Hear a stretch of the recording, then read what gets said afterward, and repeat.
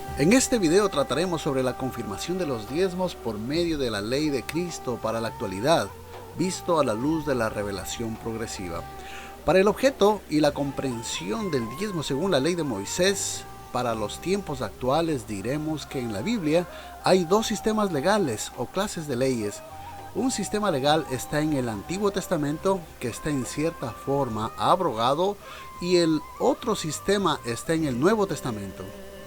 El sistema del Nuevo Testamento fue enseñado por Jesús durante su ministerio y puesto en vigencia después de su muerte. Estos dos sistemas legales son reconocidos en la Biblia con diferentes nombres, tanto el del Antiguo Testamento como el del Nuevo Testamento, como pueden ver en el video con sus respectivas citas bíblicas.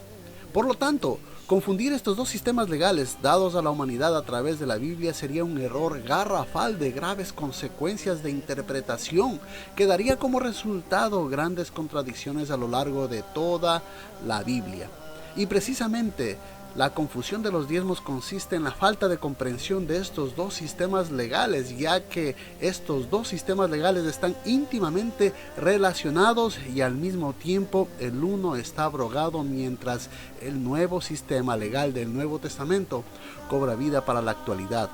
la época de la gracia. Y es así que nosotros entendemos poco o nada acerca de este último sistema legal fundado por Jesucristo en su ministerio, como tampoco entendemos la revelación que progresivamente Dios ha venido dando a la humanidad. La revelación progresiva es un principio básico de la interpretación bíblica que nos enseña cómo Dios ha ido revelando su carácter y deseos a través de la historia, guiando cada vez a la humanidad a un mejor entendimiento de Él por medio de las Escrituras, enseñando acerca de lo venidero y de los principios éticos que Dios requiere, o también llamados principios espirituales que son necesarios para tener una relación personal con Él. En Romanos 15:4 dice que las cosas que se escribieron antes fueron escritas para nuestra enseñanza, mientras que en Hebreos 10:1 dice que la ley de Moisés es la sombra de los bienes venideros y no la imagen misma de las cosas, siendo Cristo y su nuevo orden la realidad perfecta a la que apuntaban las ordenanzas primitivas del Antiguo Testamento. En otras palabras, la ley de Moisés era una práctica física que envolvía lecciones éticas o principios espirituales. Es así que a través de la Biblia vemos cómo Dios se ha venido revelando paulatinamente, pues la revelación se va ampliando cada vez más en el transcurso de la historia. Es así que algunos de estos principios espirituales se reflejaron en el Antiguo Testamento, pero el ser humano no respondió. Luego entonces Dios escogió la ley de Moisés para formar hábitos éticos a través de prácticas físicas y así moldear al creyente y alistar a la humanidad para un entendimiento más alto de estos principios. Este entendimiento más amplio nos lo iba a dar cuando su Hijo Jesús empiece su ministerio en la tierra y nos enseñe la verdad acerca del carácter del Padre por medio de un nuevo pacto. Por lo tanto, podemos identificar claramente esta revelación progresiva cuando Dios empieza a mostrar su carácter desde antes de la ley del Antiguo Testamento. Luego se muestra más en la ley de Moisés y llega al Nuevo Testamento a la ley de Cristo, donde Jesús exige una relación personal con el Padre por medio del cumplimiento ético de la ley de Moisés, mas no su práctica física, con ciertas excepciones que él mismo las nombra claramente en el Nuevo Testamento, como lo es el diezmo. Esta es la nueva ley de Cristo para la época de la gracia.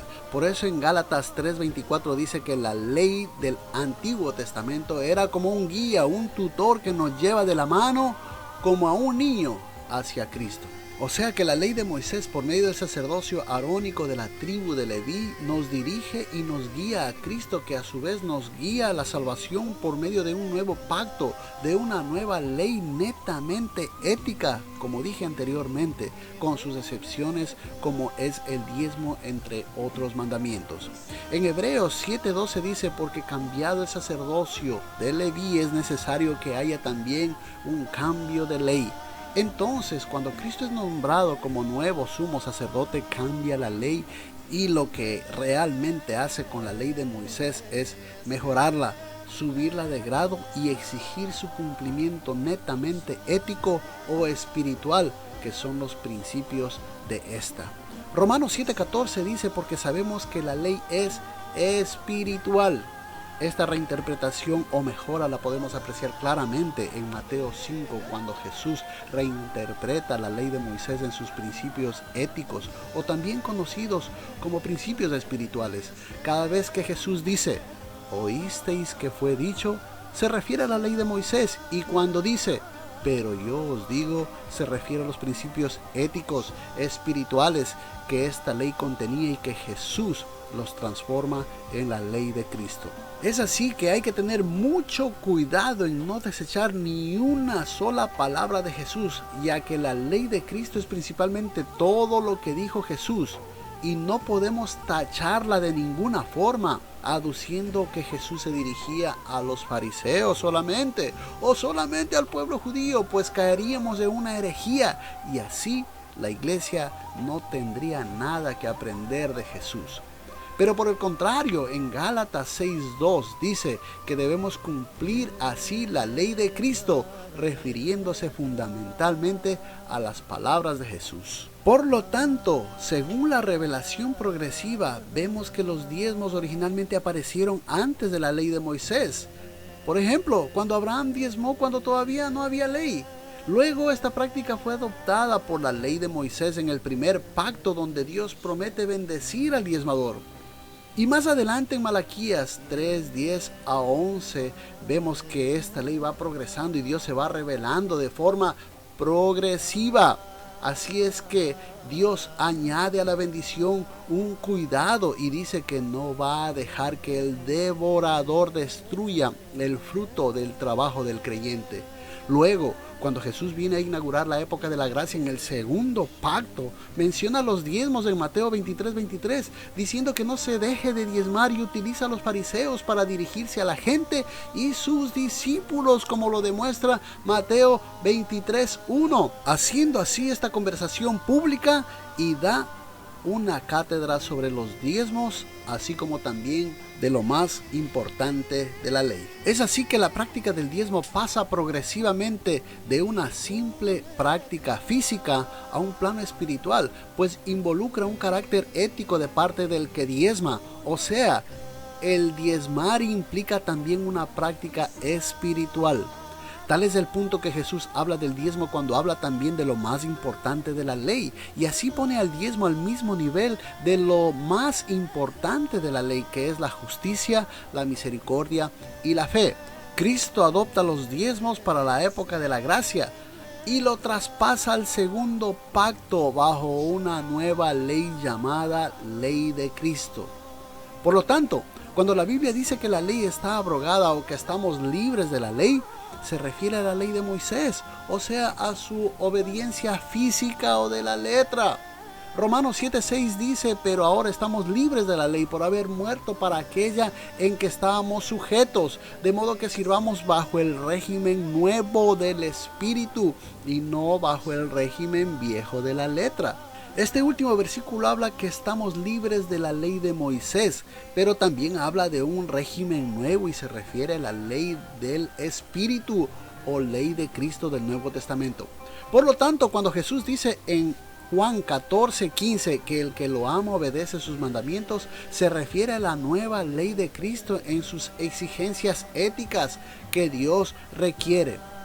Espero que haya sido lo suficientemente explícito este tema en este corto periodo de tiempo, ya que el diezmo por medio de la ley de Moisés es más complejo de explicar y por lo tanto más difícil de entender, ya que se necesita comprender las diferencias entre los dos sistemas legales, como sus similitudes, así como también de las leyes hermenéuticas de interpretación, como es la revelación progresiva. Aunque la mayoría de citas sobre el diezmo está en el Antiguo Testamento y viene de la ley de la letra de Moisés, que está abrogada, no es pretexto para ignorarlo, ya que el ignorar el diezmo violaría este principio hermenéutico para interpretar las escrituras tan importante que hemos venido recalcando, que es llamado revelación progresiva, que se va desarrollando a través de toda la Biblia, originándose en Génesis y terminando en Apocalipsis. Con todo lo antes dicho, nos podemos dar cuenta cómo Dios se ha ido revelando una vez más, poco a poco,